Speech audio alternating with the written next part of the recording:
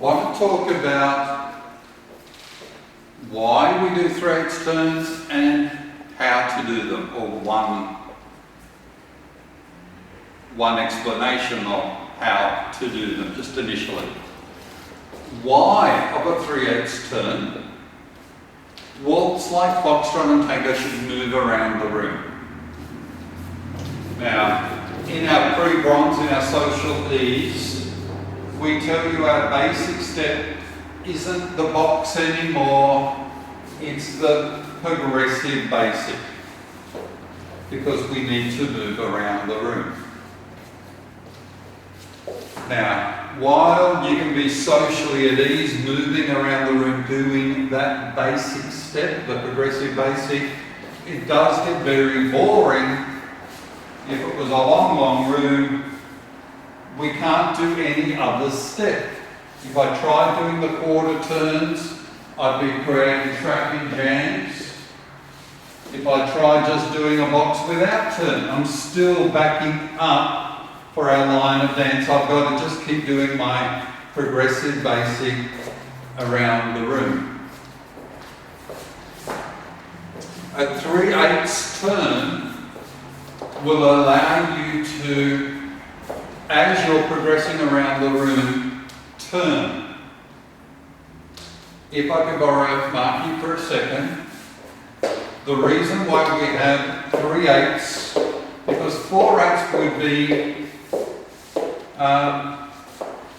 4/8 would be optimal. Now a 4/8 turn would be a half a turn. I go all the way around half a turn, and Marky steps forward and all the way around for half a turn, and then we keep going. The trouble with 4/8 or half turns is you cannot do them doing a box step. No matter how easy Marky makes it now, if she just closes her feet so she's not even taking any side step, the chance of me taking a side step all the way around, well, I can't do it. And the same for Marky. After we've step 1, there is no way she can take a side step and get all the way around. She tried. But we can do 3/8 turns.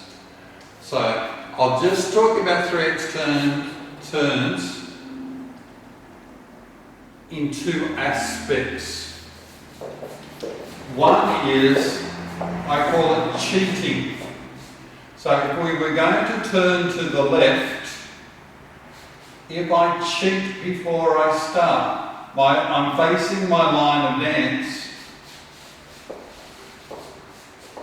If I start here, I've cheated a little bit. I normally whisper when I say this. I don't want anyone to notice I've cheated, but now I can go for it.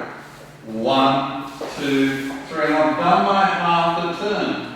I can shout to the sky now. I've done half a turn. Now Marky, when she goes forward, is going to try to do half a turn. 1, 2, 3. But she ends up a little bit shy of half a turn. That's 3/8. Now, before anyone notices, I'll straighten up so we can keep going. So I call that the cheating method. I'll just do it once more without stopping. So here's my line of dance. I'm now going to cheat a little bit. There it is. There's my half a turn. Marky tries for half a turn. I'll straighten it up so we can keep going. That's the cheating method of 3/8 turn. Just a little bit more visual method. If I was in a lane of traffic, I'll call it lane 2, doing my regular progressive basic, I stay in lane 2. Like I said, it gets a little bit boring. If I was in my favourite lane 2,